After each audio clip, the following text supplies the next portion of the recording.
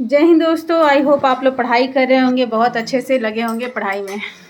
Comment आया है कि मैं कितना घंटा पढ़ती थी और आप लोग को कितना घंटा पढ़ना चाहिए। तो ये मैटर नहीं करता है। मेरा पढ़ाई का टाइम चालू हो जाता था मेरे उठते ही और मेरे सोने के बाद ख़त्म होता था, ठीक है। क्योंकि पूरा दिन का चर्या मेरा जो भी था, मेरा पूरा फोकस मेरे पढ़ाई के ऊपर था, जबकि उस दौरान मुझे घर का काम भी करना रहता था। मेन है कि जब रात में सोते थे तो उस वक्त हम शेड्यूल लिखते थे, 17-18 रूटीन मेरा बन जाता था। इतना घंटा में ये करना है, इस टाइम में ये करना है, इस टाइम में ये करना है, हर टाइम का बंटवारा कर देते थे। तो जब आप टाइम का बंटवारा काम में कर देंगे ना तो आपके पास बहुत टाइम बचेगा, ठीक है।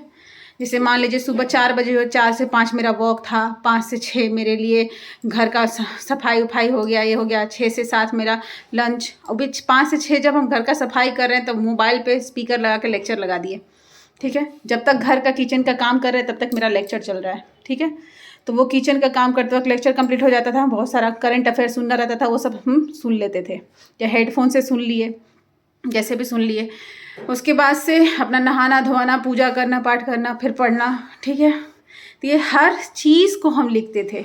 तो जब आप टाइम देकर इस चीज़ को लिखेंगे ना तो आपके पास भर भर के टाइम मिलेगा।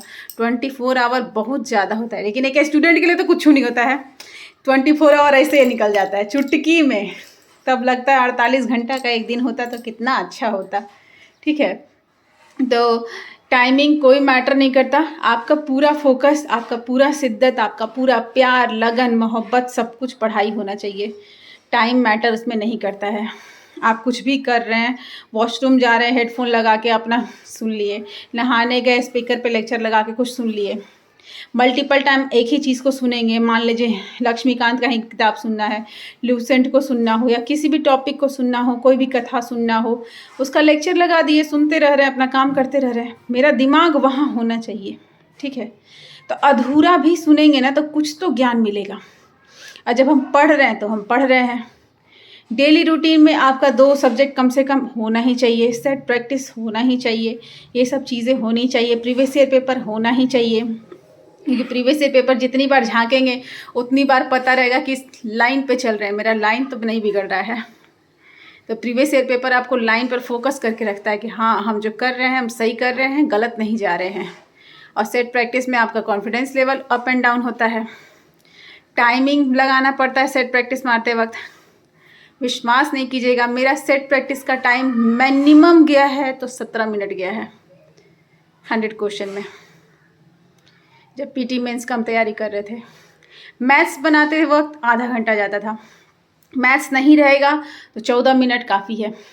तो डे बाय डे आपका टाइमिंग एकदम कम हो जाना चाहिए, मतलब आपका स्पीड से क्वेश्चन देखने का, उसको जज करने का और आंसर निकालने का तरीका। सेट प्रैक्टिस में रिजल्ट 90 होना चाहिए, इतना अपने आप को पहुंचा देना है। शुरुआती फेज में मेरा रिजल्ट आता था 17 number, 18 number, 20 number, 25 number, 30 number. फिर प्रीवियस ईयर पेपर के हिसाब से अपने सब्जेक्ट को कंप्लीट करते गए। प्रीवियस ईयर पेपर में क्वेश्चन निकाले, क्वेश्चन का तरीका को समझे कि क्वेश्चन किस किताब से मैच कर रहा है, क्या स्पेक्ट्रम से मैच कर रहा है, क्या लक्ष्मीकांत से मैच कर रहा है, या एनसीईआरटी से मैच कर रहा है, या ल्यूसेंट का लेवल का है। उस लेवल को समझकर उस बुक के उस चैप्टर को ख़त्म करते थे। उसका कथा हम नेट पर सुन लेते थे। अब वो मेरा टॉपिक हो गया कंठस्थ। अब उस हम जब सेट मारेंगे तो उस सेट में उस टॉपिक से रिलेटेड कहीं से भी क्वेश्चन कर ले, एकदम 100% मेरा राइट जाना है, ठीक है। तो इस तरह डेली मेरा प्रीवियस ईयर पेपर या सेट प्रैक्टिस से 10 चैप्टर निकल गया, 10 मैंने एकदम कंठस्थ कर लिया।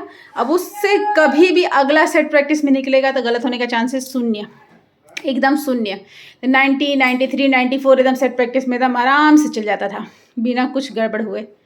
10 क्वेश्चन तो दान दे के रखिए। 10 क्वेश्चन तो ऐसे पकाऊ होते हैं कि कितना पढ़ लीजिए वो साला बनेगा नहीं। तो 10 क्वेश्चन को दान रखिए, 90 को अपना रखिए, ठीक है। उस 10 क्वेश्चन के चक्कर में 90 खराब हो जाना है।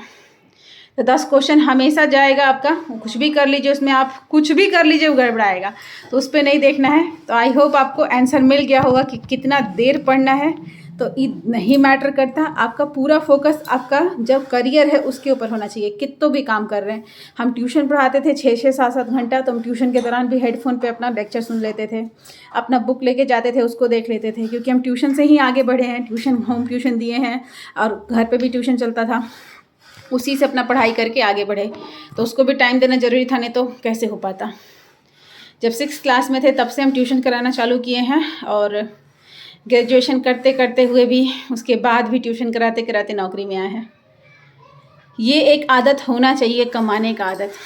अगर आप कमाएंगे ना तो आप समझेंगे पैसे की अहमियत को, उस वैल्यू को, उस कॉन्फिडेंस को, उस मतलब के जज्बात को कि भाई हमको किसी से लेना देना नहीं है। हमारे अंदर ये स्वभाव नहीं होना चाहिए लेने वाला, ये बहुत घटिया स्वभाव है। लेने वाला फ्री का स्वभाव एकदम घटिया स्वभाव है, एकदम नहीं लेना चाहिए। मेहनत कर लेंगे, मेहनत के दम पे जितना करना है करेंगे, फ्री का नहीं चाहिए मेरे को। जब ये रहेगा ना अंदर, तो जीवन में हर सफलता आदमी अपने आप निकाल लेगा। धन्यवाद, जय हिंद।